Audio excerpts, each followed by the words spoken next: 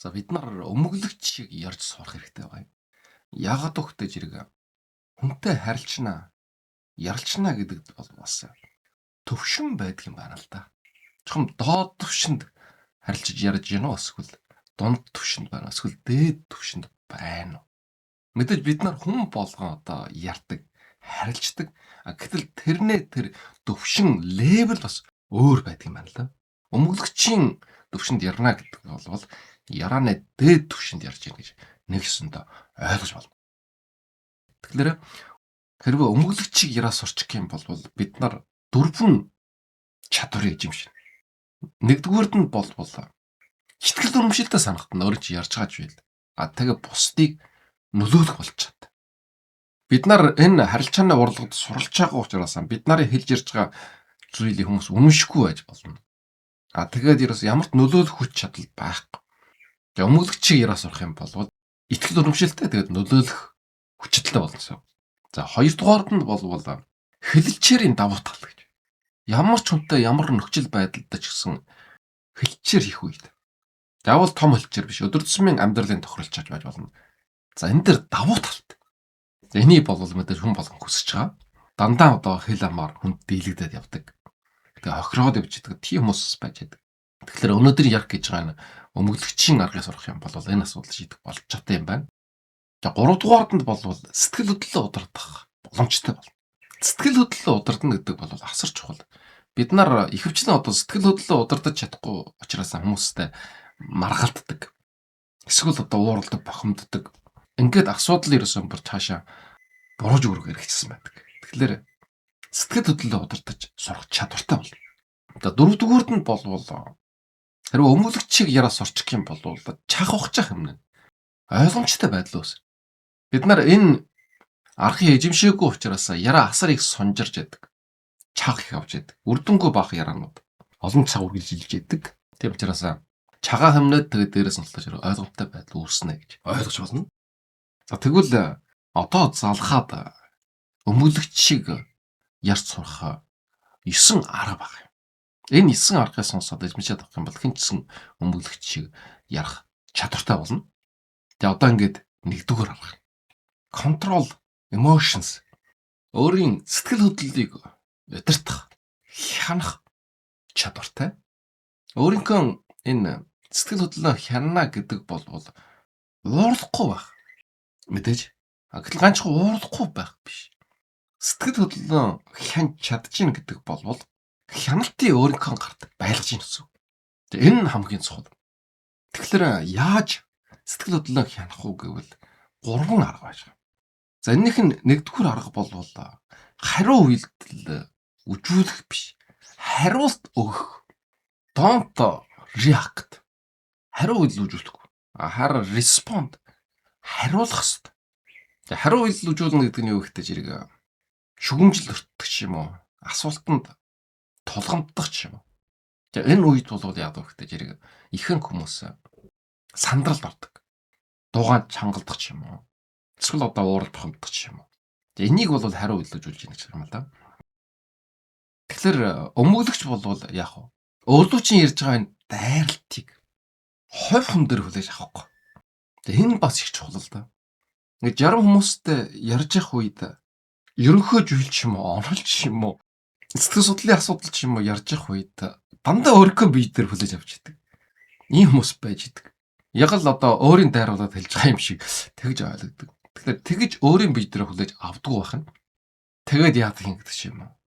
Чи бас тийм биш үү гэдэг. Тэгэхээр үгүй тийм биш ээ. Өөрийн чинь хэлж байгаа юм биш. Би өөрийгөө хэлж байгаа юм би. Ерөнхийдөө онлын асуудал ярьж штэ гэж. Тэгж тайлбарх шаардлага гарч яадаг. Тэгэхээр өмөглөгчд бол бас ялгаа байхгүй байна. Энэ дээр их хатууж хостой. Өөр дөр хүлээж авдаггүй. Харин яах вэ гэдэг зэрэг өөрөөсөө тусгаарлаад зөвхөн баримт дээр тулгуурлах. Эсвэл үлдээ зэрэг логик дээр төвлөрөх гэдэг юм уу. Тэгээ ийм асуудал тулгарх үед яах вэ гэдэг зэрэг 2 секунд амьсгаа үрж байгаа. Тэгхийн бол өөрийн чинь тархинд ямар асуудал үүсэх вэ гэвэл сэтгэл хөдлөлийн хэсгээс логик сэтгэлгээний хэсэг рүү шилж хугацаа бий болдог гэж байна. Өөрөөр хэлбэл сэтгэл хөдлөлөө дарж логик сэтгэлгээтэй ярих боломжийг өгнө гэсэн. За хоёрдугаард нь бол дууны өнгө болоод хурдан удирдах. Дууны өнгө, тоон, тэгээд хэмнэл пейс хэлж байна. Мэдээж юу хэлэх үү гэдэг бол чухал. За энэ нь чухал. Гэсэн ч гэсэн тэр үгийг жоохон яаж хэлэх үү гэдэг нь бол чухам харилцааны өндөр соёлтой байна уу үгүй байна уу гэдгийг харуулж яадаг. Тайван байна гэдэг бол хүч чадлын илэрхийлэл. Өөрөөр хэлэх юм бол хүч чадалтай хүмүүс бол айс сандрахгүй тайван байж яадаг. Харин тайван биш яарч сандраад өндөр дуугаар хурдтай ярьж эхлэх юм бол энэ хүн хяналтаа алдж ийн гэсэн ойлголт бий болдог. Тэгээ харин энэний эсрэгээр хуйлчид болвол дууны өнгө намсгана. Ярааны хурд багшруулна. Намдуу тогтвортой дуугаар ярьдаг. Тэгээ энэ бол нөхцөл байдлыг өөрийн гартаа хийсэн удирдах байгаагийн шин тэмдэг юм байна. Яарч сандарч өндөр дуугаар олон үг ярьж байгаа нь бол ялгадаж ин дийлэгж байна. Өөрөөр хэлэх юм бол тэр талд буруутай гэсэн ийм ойлголтыг хүмүүс төрөлдүүлнэ гэсэн. За 3 дугаарт нь бол хуурай байх тактик гэж.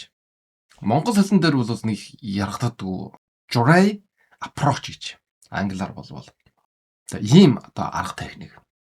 За энэ хуурай байх гэдэг нь юу вэ гэдэг жирэг хитрхээ хүчтэй үг хэрэглэхээс татгалзах хэрэгтэй гэсэн үг. Жирийн хүмүүс бол хүчтэй үг хэрэглэх юм бол нөлөөлнө гэж боддог. Гэтэл үнэн хэрэгдээ хүчтэй үгнүүд бол хуурай сонсгодог. Жишээлх юм бол шийдвэр гараад ирсэн байна. За энэ шийдвэрийг мэдээж эсрэг хүч хэвээр хүлээж авахгүй. Жирийн хүмүүс бол яг хөөхтэй. Энэ бол үнэхээр аимшигтай шударга биш, маш муухай шийдвэр байна гэж. Ийм сэтгэлийн хөдөлгөөнтэй маш хүчтэй өгүүдийг оруулсан. Сүр бадраас ийм байдлаар ярина. За энийг бол хуурай гэж байна. За харин өмгөлөгч бол яг хөөхтэй. Энэ шийдвэр нь одоогийн мөрдөгдөж байгаа журамтай нийцгүй байгаа тул дахиж авч үзэх шаардлагатай гэж. Тэгэхээр энэ бол баримтад суурилсан мэрэгжлийн үг нэр том явуулж байгаа. За энэ хүчтэй гэсэн үг. За бас энэ сэтгэл хөдлөлтөй холбогдлолтой асуудал дээр дахиад нэг 2 жишээ та тий. Жишээлх юм бол өөрийн чинь буруутгаж байгаа ийм нөхцөл байдал үүссэн байна. Тэгэх юм бол жирийн хүмүүс бол юу гэж хэлэх вэ гэдэг. Үгүй. Тийм биш би тэгээгүй. Та өөрөө буруу ойлгоод байна гэж. Ийм байдлаар маргадаг. За энэ бол сэтгэл хөдлөлтөй хариулах гэсэн үг. Энэс жайлсан хэрэгтэй. Харин өмгөлөгч бол бид нар энэ асуудлыг баримт дээр тулгуурлаж агаад алхам алхмаар эргэж харах хэрэгтэй байна гэж. Тэгж яа. За бас жишээлх юм бол хэцүү асуулт өөр чинь тулгана, таарна. Тийм нөхцөл байдал үүснэ. Тэгэх юм бол бид нар бол юу гэж хэлэх вэ гэдэг. Би мэдхгүй гэдэг юм уу? Магадгүй тийм байж магадгүй гэдэг юм уу? Ийм байдлаар сандрал ордог. Гэтэл өмгөлөгч бол яах вэ? Шууд мэдхгүй гэдэг юм уу? Тийм байж магадгүй гэдэг юм уу? Зөвшөөрөхгүй. Энэ асуудлыг үнэн зөв харуулахын тулд надад мэдээллийг хянах хугацаа хэрэгтэй байна гэж тэгж хэл. Энэ бол бид нар бүгд мэдэж авах шаардлагатай ийм хариулт. Ганцхан шүүхтэр биш янз бүрийн хуралж хуулган дээр ийм асуудал байнга тулгарч яадаг. Шууд өөрөөс чинь маш хүнд асуудаг. Эсвэл тоо баримт асууж яадаг. Тэгэхээр би мэдхгүй гэх юм бол мэдлэггүй тоочтно. Тэрийг хүртэл мэдхгүй байж гэж. Тийм учраас энийг бол би үнэн зөв хариулт өгөхийн тулд дахиж хянж шалгаж үзэх хэрэгтэй байна. Мэдээлэлээ хянжиж тэгжиж хариулт өгье гэдэг. Ийм байдлаар энэ нөхцөл байдлаас гарах ийм байдалтай байна. За энэ бол нэгдүгээр арга. За тэгвэл 2 дугаар арга нь юу гэдэг вэ? Дүүргэгч үгнээс татгалзах хэрэгтэй.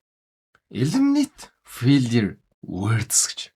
За энэ нь бол бид нар бас нэг сонсож байгаагүй ерөөхдөө. Ямар үед хэрэглэгдэх хөхтэй зэрэг шууд хариулт орж ирэхгүй бодож байх авах чамд. Энэ хоосон орон жаагийн нөхөхийн төлөө санамсаргүй өөрийн ирэхгүй хэлдэг. Ерөнхийдөө бол хогын үг гэж хэлж байгаа юм. Ийм үгүүд. За Монгол хэлээр бол одоо гэсэн үгийг хэрэглэдэг. За одоо гэдэг. Нэг үглүүд хэд удаа одоо гэж хэлдэг юм уу? Жишээлбэл миний яраанд бол хүмүүс бас анхааруул хэлж яадаг. Болвол гэсэн үгийг хэрэгжилж яадаг. За энэ бол бас дүүргэгч үг. За тэгээд гээд лаарад явдаг ч юм уу, гээд ээрэд явдаг ч юм уу. Гэдэл Япон хэлээр болвол это гэсэн үгийг хэлдэг. Этодэд явцдаг. Тэгэхээр одоо энэ дээр болвол хамгийн чухал тактик арга гарч ирэх гэдэг юм л да. Бид нар айж сандарсан үед чимээгүй байх нь айцтай байж магадгүй гэсэн ойлголт байдаг байна. Тэгэхээр энэ саяын одоо энэ янз бүрийн одоо аялга сул өгнүүдийг оруулж дүүргэж үгийг хэрэглэж байгаа. Тэгэхээр энэ дүүргэж үгийг хэлэхгүй болвол яах вэ? Тэгээ энэ нь болвол жинхэнэ өмгөөлөгчийн хамгийн гол тактик. Дүүргэж үгээсээ илүү түр чогсол, түр чимээгүй байх нь болвол хамгийн хүчтэй живс гэж байгаа. Power of the pause. Тийм учраас энэ дүүргэж үгийн оронд чимээгүй байдал. Зүгээр амьсгаа аваад чимээгүй баг. Тэгэхээр энэ чимээгүй байна гэдэг болвол нэгдүгээр өөр ашигтай. Чимээгүй байх хугацаанд дараагийн хэлэх үг нь бодож байгаа юм. Хоёрдугаард болвол тэр дэрэгчин байгаа хүмүүсэд энэ маш тайван байна. Хяналттай байна гэдэг ийм дүр байдлыг өгдөг. Тийм учраас үгийг заавал таслах гэж тасалж явах, төрж хосож явах. Ийм байдлаар ярьж сурах хэрэгтэй. Тэгээ энэ болвол зөвхөн өмгөөлөгч биш, хуульч биш. Ярих арга техникийн номууд дээр бүгд одоо зөвлөж идэг юм зөвлөмж. Түр чимээгүй байгаад чогсолт хийх юм болвол хүмүүс бас айцтай санагддаг. Анхаарал сандад өрдөг. Энэ дараа нь юу гэж хэлэх бол тэгж бодох толдог. За 3 дугаар арга нь болвол чонкинг гэдэг арга. Чонкинг гэдэг нь болвол богино үгдүүрээр ярих хэлж байна. Хэсэгчлээд. Урт сунжирсан үгдүүрийг хэлэх юм болвол дунд нь төөрөлдөөд дүүргэх үг ашиглах магадлал өндөр болдог. Тийм учраас богинохон үгдүүрийг хэлнэ гэсэн үг. Богинохон үгдүүр хэлээд нэг санааг илэрхийлээд түр жогсоод тэгээд дараагийнхаа хэсгийг ярих. Ийм байдлаар ярих. Жишээлх юм болвол энэ талын мэдлэггүй хүн болвол яагаад ярих вэ? Би энэ төслийг юу ч 97 хоног дуусгана гэж бодож байна. Тэгээд нөгөө жахралд танилцуулна. Гэх мэтэр ингээд нэг үгдүүрийг сонжруулад урт ярих юм болвол дунд нь одоо дүүргэж өгнүүдийг оруулж эхэлж байгаа юм. Тэгээд гэдэг ч юм уу нөгөө гэдэг ч юм уу юу ч билээ гэдэг ч юм уу. Харин зөв яаж ярих вэ гэдэг чинь би энэ төслийг 97 хоног дуусгана. Ингээд төрж авсарлаад тэгээд дараа нь захиралд танилцуулна. За ийм байдлаар өглөөрөө 2 хуваагаад дунд нь тасал аваад ямар ч дүүргэх үг оруулахгүйгээр ярих юм байна. Одоо залгаад хуульчиг, өмгөөлөгчийг ярс сурахад хэрэглэх 3 дугаар арга нь юу вэ гэвэл би бодож ийн гэж хэлэх юм болох. I think гэж хэлэх юм болох. Англиар бол их хэлдэг. За монголоор ч гэсэн миний бодлоор би ингэж бодож ийн. Тэгэхээр энэ үгийг хэрэглэх юм болвол өөрийн хэлжгээ агуулгыг баримт дээр тулгуурлаж байгаа биш. Зүгээр л энэ хов хүнээ таамаг, энэ хүнээ бодлын байна гэж сонсгод. Тийм учраас шүүхтэр ч юм уу, хурал чуулган хэлэлчээр дээр ч юм уу хүчингүй сонсгод гэсэн үг. Энэ бол өөрөө чинь бодлын байна л гэж. Тийм дүү тав. Тэгэхээр энэ би бодож ийн гэдэг бол ягаад буруу юм гэдэг зэрэг. Нэгдүгээр болвол хүнд эргэлжээгээ төрөгдүүл. Энэ бол зөвхөн энэ хүнэл бодол юм байна. Энэ баримтаар тулгуурлахгүй юм байна. Бодит байдалтай нийцгүй байж магадгүй. Зөвхөн тухайн хүнэл бодол. Тэгээ бас ямар байдлыг үүсгэж болох вэ гэх юм бол хариуцлагаас жухтаж байгаа юм шиг харагдав. Хамгийн сүүлд нь хариуцлага яраад ирэх юм бол би зөвхөн өөрийнхөө бодлыг хэлсэн. Тэрнээс биш нотлох баримтын тухай яриагүй. Үнэн бодож үлийн талаар яриагүй. Зөвхөн би өөрийнхөө бодлыг ярьсан. Ийм байдлаар асуудлаас мултрах, ийм жухтахаар байж магадгүй. Хэрвээ тийм санаатай ярих юм бол энэ миний бодлыг шилж бол. Гэтэл тэрнээс өөр тохиолдолд болвол энэ би бодож ийн гэж хэлэх юм бол энэ хариуцлагаас жухтаж байна гэсэн ойлголтыг төрөгдвөл. Тэгэхээр яах вэ гэвэл ерөөсөө л зүгээр л би бодож ийн миний бодол гэж хэлэх үг аваад тавихтай хангалттай гэж байгаа юм. Жишээлх юм бол би энийг хамгийн сайн арга гэж бодож байна гэж. Тэгж л энийг бол буруу гэж. Харин тэр бодож ийн гэдэг үгийг авч хаяал. Энэ болвол хамгийн сайн арга гэж. За ийм байдлаар ярил болно гэж зөвлөж байгаа юм. Энэ өөрөө ч бодлын асуухгүй шүү дээ. Чиний юу гэж бодох ч хамаа байхгүй. Миний өөрөөс чинь сонсъё гэж хүсэж байгаа зүйл болвол энэ арга жохом хамгийн сайн арга мөн үү биш үү? За энийг хэлгэсэн үг. Зөвхөн би бодож ийн гэж хэлхийн оронд юу гэж хэлэх өгтэй жирийг тоо баримтаар тулгуурласан гэдэг ч юм уу. Судалгаан дээр тулгуурласан гэдэг ч юм уу. Миний өөрийн туршлага дээр тулгуурлаж үжих юм бол гэдэг ч юм уу.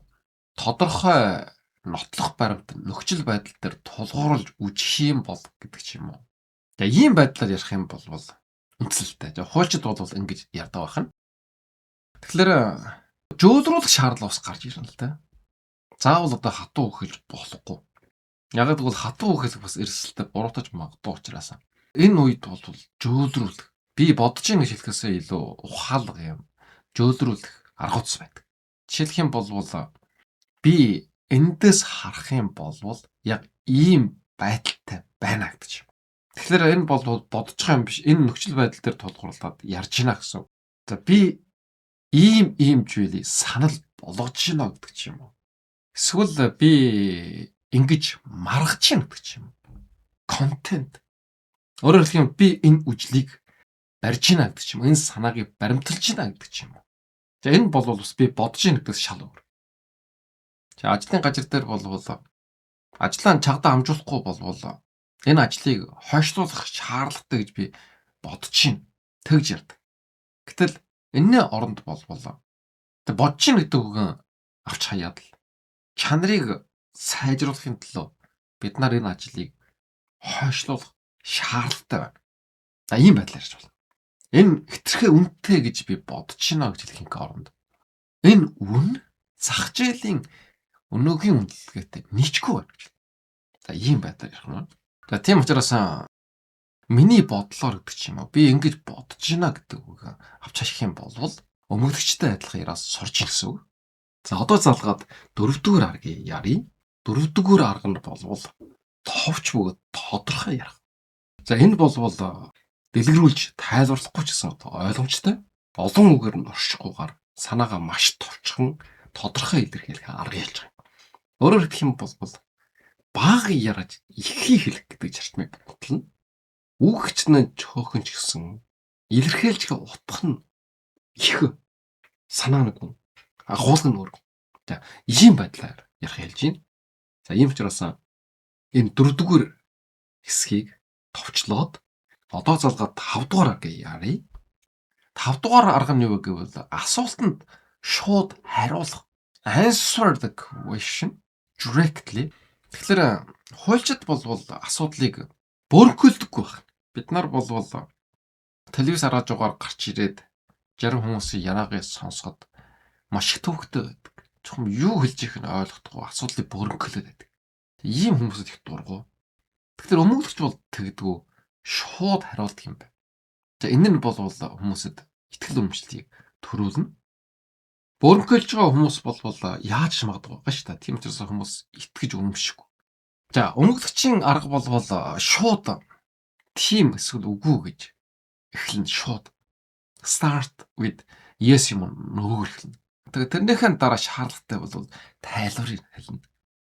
Жишээлх юм бол та энэ төслийг 5 дахь өдөр хэвтэж ирээд дуусгаж амжих уу гэдээ асууж. Тэгэхээр буруу жишээ нь юу вэ нөхдөж хэрэг.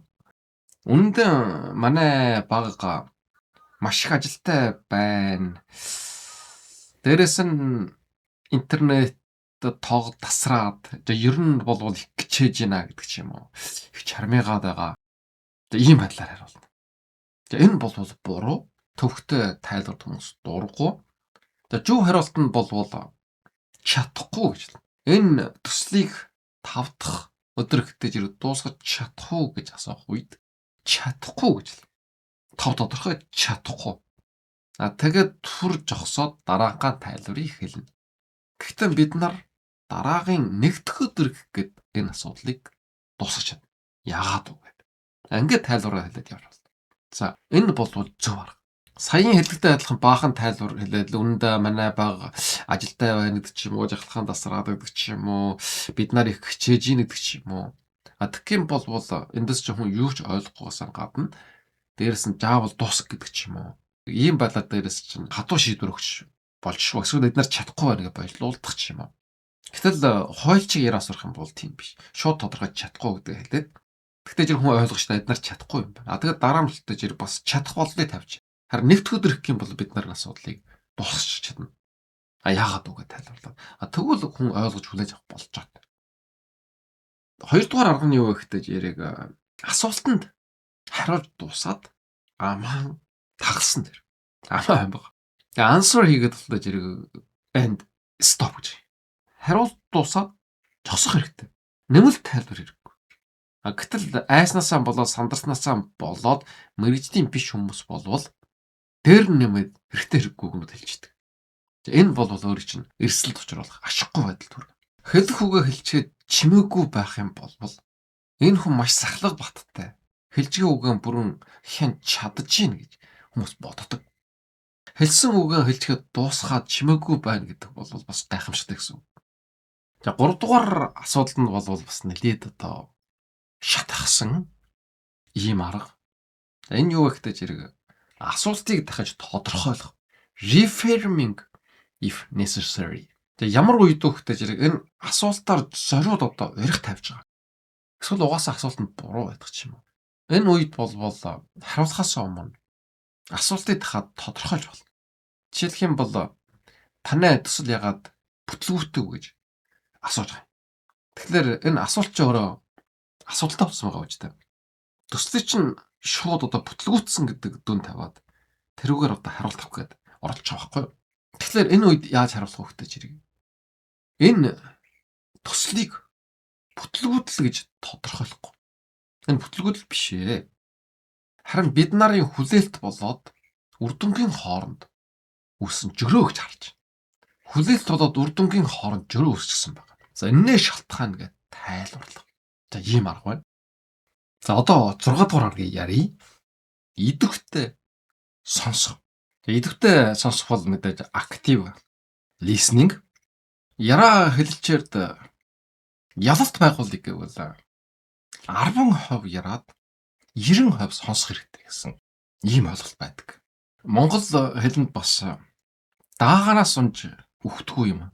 Даруураасаа болж үхдгийг гэсэн ийм үг байна.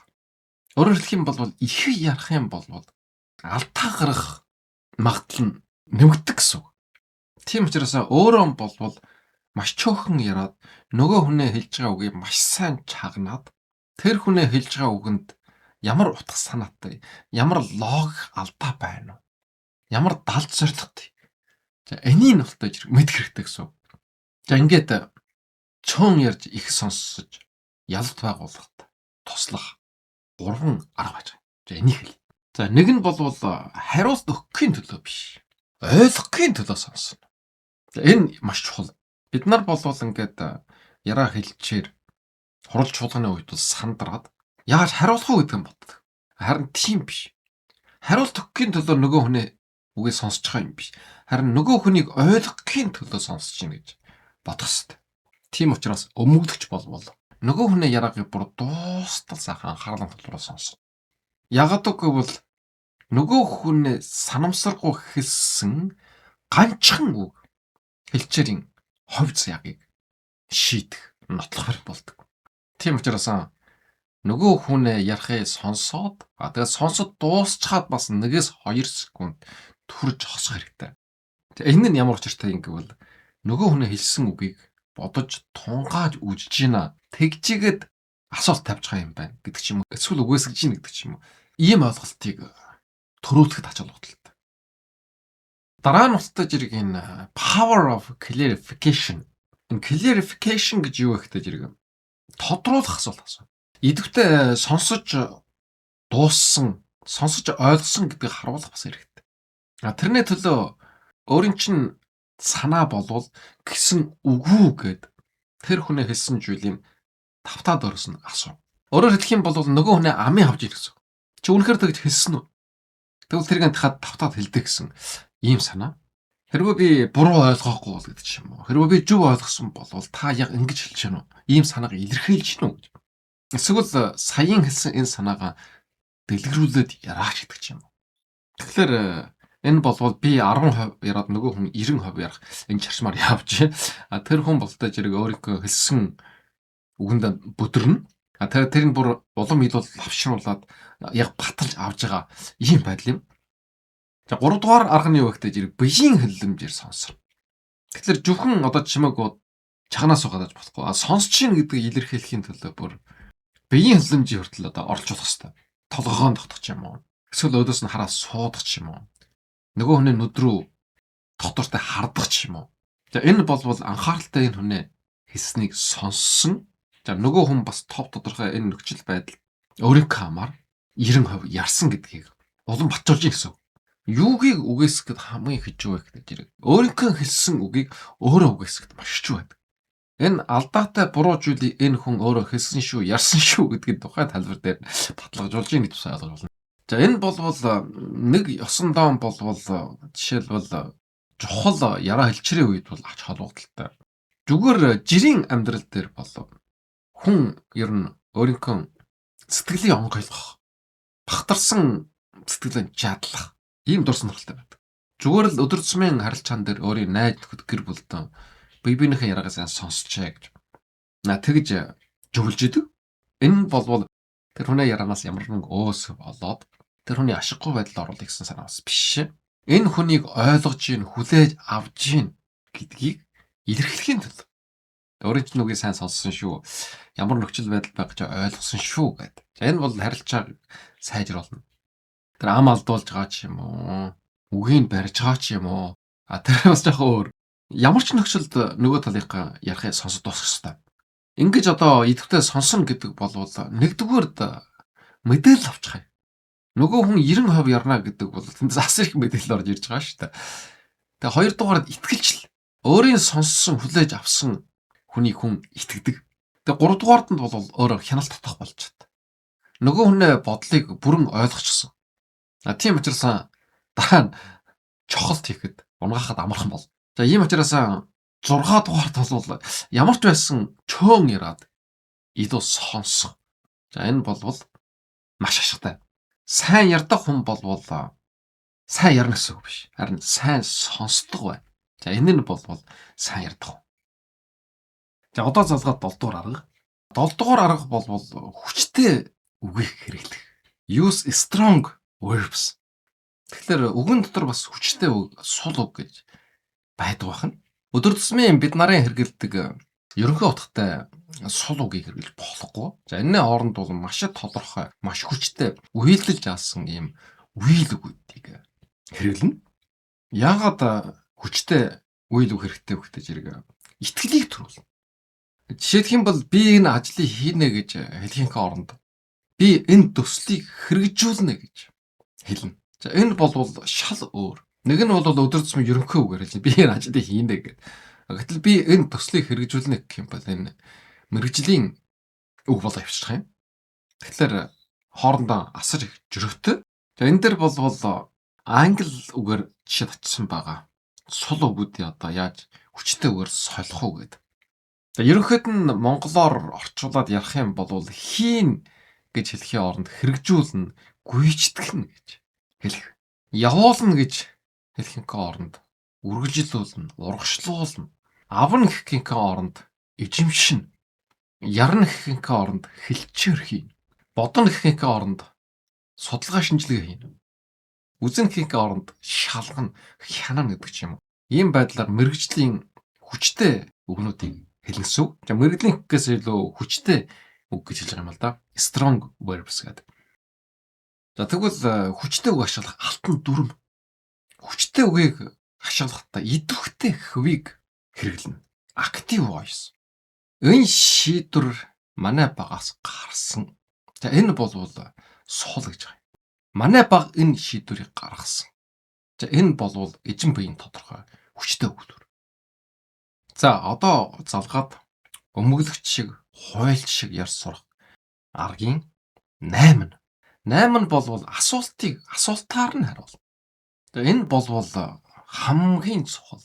Нөгөө тал өөрөөс чинь угсараад хэд удаа асуулт асуусан. Тэр тал товтолж ийн гэсэн үг. Хэн довтлох байранд байна уу гэвэл асуулт асууж байгаа тал довтлох байранд давуу хэрэгтэй байна гэсэн. Тэгэхээр энэ байдлыг яаж эргүүлэх вэ? Яаж өөрийг довтлох байранд тав нөгөө талыг асуутах байрлал оруулах вэ? Хамгаалтын байрлал оруулах. Салхи эргүүлэх, цорын гонч арга нь буцаагаад асуух явдал. Хэн асуух вэ? Багш асууна, шүүгч асууна, дарга удирдлага асууна. Тэгэхээр асууж байгаа тал нь болвол шүүгчийн гэсэн нэг л өсөн дөө. Тийм учраас хэлчээрийн үед ямар ч байсан асуулт асуух эрхтэй болох хэрэгтэй.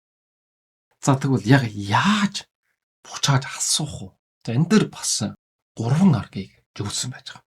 Нэгдүгээр арга нь болвол тодруулах асуулт. Хэрвээ асуулт нь ойлгомжгүй эсвэл хэтэрхий ерөнхий байх юм бол шууд хариулахын оронд илүү нарийн мэдээлэл шаардаж болно. Жишээлх юм бол дээд талын удирдлагаас өөрөөс чинь тулга асууж байна. Чиний энэ төсөл хэжээ хашигтай ажиллах вэ? Хэжээ хашиг гарах уу? Тэгвэл буцаагаад юу гэж асуух уу гэвэл танай хэлж байгаа ашиг гэдэг чинь цэвэр мөнгөн урсгалыг хэлж байгаа юм уу эсвэл хөрөнгө оруулалтын өгөөжийг хэлээд байгаа юм. За ингэж асууж байна. За хоёрдугаар арга нь бол хариултыг буцаах. Магадгүй нөгөө хүн чинь өөрийг чинь булан руу шахаж зориуд гачаах гэж хэлж магадгүй. Жишээлх юм бол ингэж асуусан гэж бодъё. Бид нар яагаад танай компанитай хамтарч ажиллах ёстой юм? Бид нар бол энэ компанитай хамтарч ажиллахыг үүнд чин сэтгэлээс бодож байгаа байхгүй хүсэж байгаа бид нарын хүсэл. Тэгэхээр бид нар яагаад гэдэг ингэж өөдөөсөн дэлгээд ярих юм бол нөгөө тал бид нарын сонирхол нийлэхгүй байна гэдэг ч юм уу. Хүлээж авахгүй байх магадлалтай. Тэгэхээр дурчаагаад ингэж асууж болно. Тэгвэл танай компанийн хувьд хамтарч ажиллах түншээ сонгох үед чухам ямар 3 шалгуурыг тавьдгийг. За ингэж асууж болно. Тэгвэл мэдээж хариулж таар. Бид нар руу товтлохоо болоод өөрийнхөө нөхцөлийг ярьж эхэлнэ. Тэгвэл тэрэнд нь тааруулаад манай компани ч яг энэ 3 нөхцөлийг бүрдүүлж байж байгаа. Тийм учраас танайхтай хамтарч ажиллах болцоотой юм байна гэж. Ийм хариултыг болж чаддаг. Хэлэлчээр болвол нөгөө талынхаа амны хаах явдал биш. Тохиролцоон төрөх ёстой. Энэ хамгийн гол зорилго. За 3 дугаар арга нь юу гэх юм бол асуултын шууд үгүйсэх. Хэрвээ нөгөө талын асуулт ташаа таамаглал дээр үндэслсэн байх юм бол шууд асуултаар нь ячааж болно. Жишээлх юм бол ингэж асуулаа гэж бодъё. Чи ягаад ийм алдаа гаргасан юм бэ гэж. Урдууч нь шууд хэрэг хийж байгаа. Тэгвэл юу гэж хариулах? Миний хийсэн энэ үйлдэл үнэхээр алдаа байсан юм уу эсвэл эрдэнэ зүгээр л зах зээлийн гинтийн өөрчлөлтийн хариу үйлдэл байсан юм уу? Энийг эхлээд та тодорхойлж өгөөч. Гэсэн ийм асуултыг бууж байгаа. За энэ бол тодорхой. За өөрөө эхлээд одоо энэ бол чагчаад өөрчлөсөн болоод ийм асуудал үүсгэлээ гэд хариу тайлбар өгөх биш. Харин тэр хүнээс буцаагаад тийм байсан юм биш үү? Та тайлбарлаж өгөөч гэж. Буцаагаад өөрөөр нь явуулж байгаа. Тэгэхээр асуулт асуухад бол бас анхаарах зүйлүүд байна. За энэ аргыг одоо үргэлж хэрэглээд авах юм бол асуултаас болтчихно гэсэн сэтгэл төрөгдүүлж мэднэ. Эсвэл хэтэрхээ түрэмгээ байдал анжаарах магадгүй. Тийм учраас асуултыг буцаах үед маш ээлдэг их мэрэгжлийн унгаштай байх хэрэгтэй. Хэрвээ асуулт нь энгийн тодорхой юм бол саяын одоо 5 дугаар арга дээр хэрэгэлсэн. Тэр аргыг хэрэглээд шууд тийм юм биш гэдгээр нь хариу авч болно.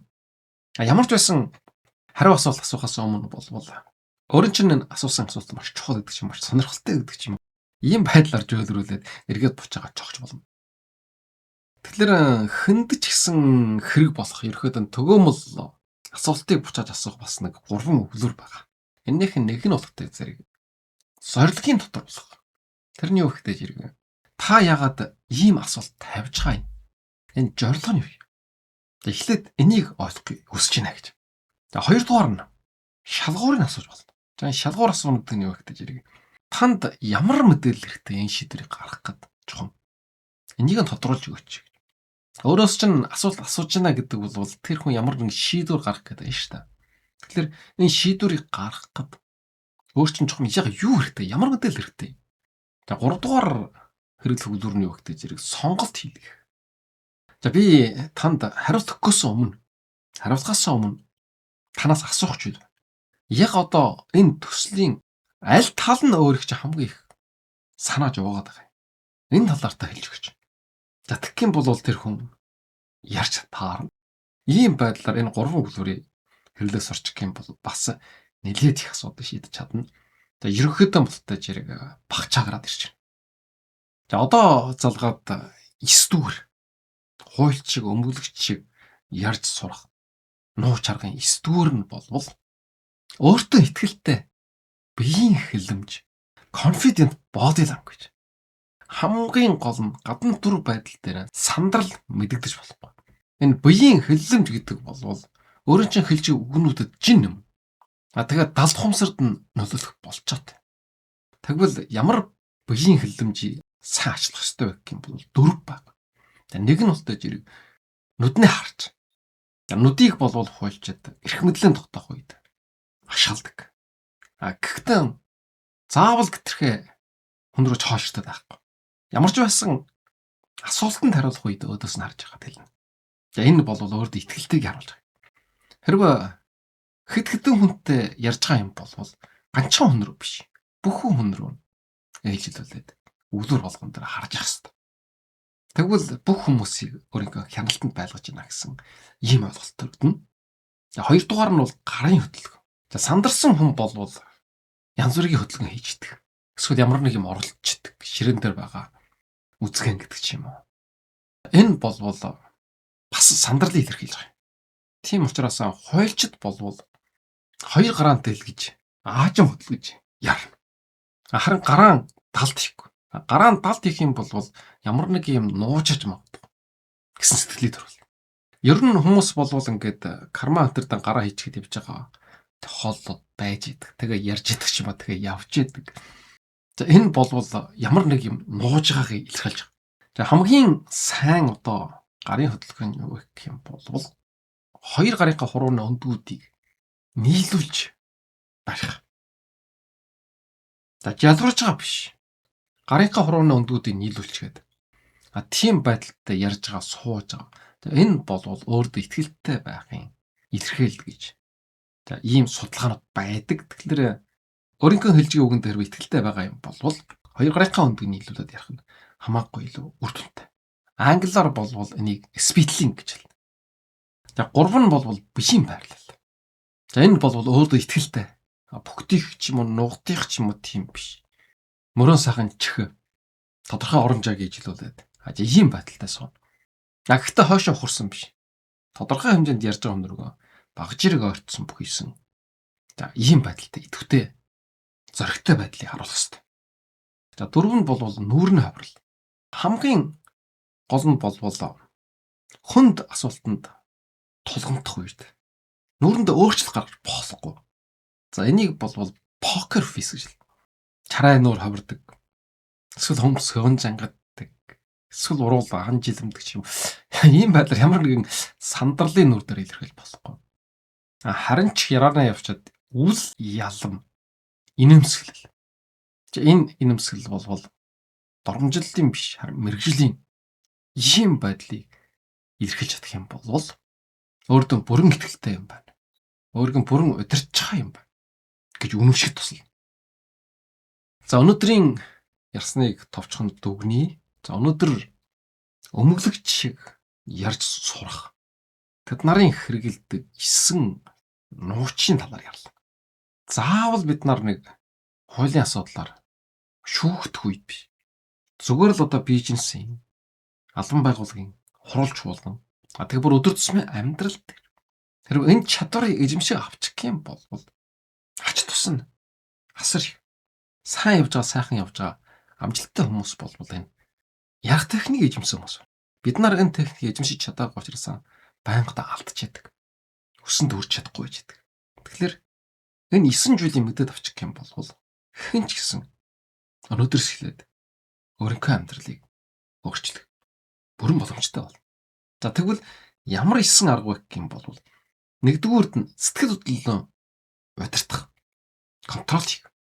Юу гэхтэй зэрэг хариу үйл үзүүлэх биш. Хариултыг өгөх ёстой. Өөрөөр хэлбэл уурал бохомдохгүй, сандарч балгамдахгүй.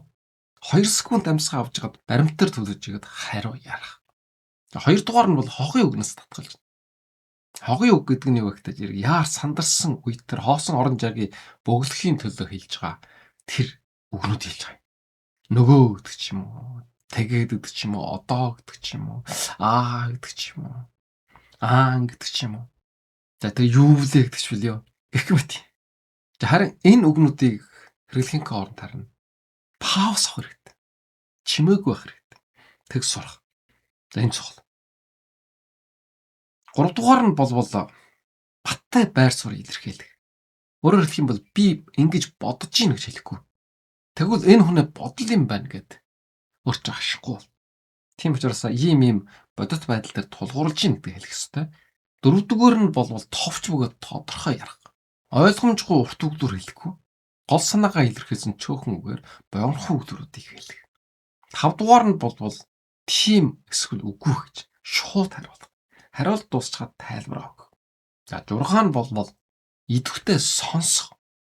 Хариулахын төлөө сонсож байгаа биш. Ойлгохын төлөө сонсож. Тийм учраас өөрөө 10% яраад нөгөө хүнээр хамгийн сайн 90% яруулж явах хэрэгтэй. Ийм байдлаар заавал нөгөө хүн ярд дуустал сонсоод бүр тэгээ тэмдэглэл хөтлөх юм бүр сайн. За 7 дугаар нь бол хүчтэй үгс хэрэглэ. Өдөр тусмын энгийн хараман ярааны үгүүдийг хэрэглэхгүй, мэрэгжлийн үгүүдийг хэрэглэ. Жишээлх юм бол хийх биш, үйлдэх гэдэг ч юм уу. Үжих биш, шалгах гэдэг ч юм уу. Буруу биш, зөрчил гаргасан гэдэг ч юм уу. За 8 нь болвол сөрөг асуулт асууна. За энэ болвол хяналтын өөрийн гартаа оруулж авахын төлөө хамгийн чухал техник. Асуугдаж байгаа хүн бол шүүгдэж гэх. Тийм учраас бучаагаад асуух юм бол бучаагаад нөгөө хүний шүүж хэлнэ гэсэн. За хамгийн сүүлд нь 9 дугаард бол биеийн хилэмж. Өөрийн чинь үжил бодол сэтгэл санааны гадаад илэрлэн нутаж ирэх өөрийн чинь биеийн хилэмж. Зүгээр л дүр байдал биш. Өөрийн чинь дүр байдал дотоод сэтгэлийн чинь илэрхийл. Тийм учраас өөртөө итгэлтэй, цус хэрэгтэй ярих. За энэ дээр нэмээд нэг алтан дүр байна. Энэ юу гэхтэй зэрэг хэрвээ юу ч хэлэх юм мэдэхгүй бол яах вэ? Юу гэж харуулах юм мэдэхгүй. Тэгвэл биш үү? Юу ч хэлээд хэрэггүй. Чимээгүй байдал болвол өөрийг ч хамгаалах хамгийн том зүйлс. Зөв хариултыг олтол, өмгөлөгчийг эртэл гэдэг ч юм уу. Харж байгаа нь ялгартал гэдэг ч юм. Чимээгүй байх хэрэгтэй. Амьдралаар одоо ихэвчлэн эхэлж дуурсанд буруутаад байгаа шүү дээ.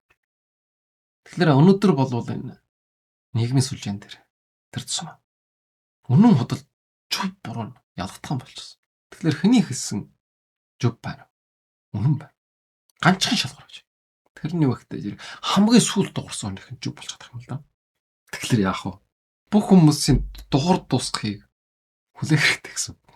За би хамгийн сүүлд дуурж байгаа гэдэг дуурсан чинь өөрөө ч ханаас бага хүмүүс ярьчих магадчихвол да. Тийм учраас эрсдэл байна гэсэн. Ямар ч гэсэн өнөөдөр бол тийм хандлагатай. Хамгийн сүүлд дуурсан нэг хэлсэн үг ходолч байсан хүмүүс зөв юм шиг хүлээж авч байгаа. Ийм сонин чагуу өрөөр ярьчихсан. За энийг сайн гэж хэлж жилэрээс огт биш. Бас энэ аргыг хэрэглэж өгөлжгөө ч юм биш. Ерөнхий хандлага ийм болчихсон байна шүү. Болгоомжтой байх хэрэгтэй л гэдэг талаас нь ярьж байна. За анхаарал тавьсан та бүхэнд маш их баярлалаа.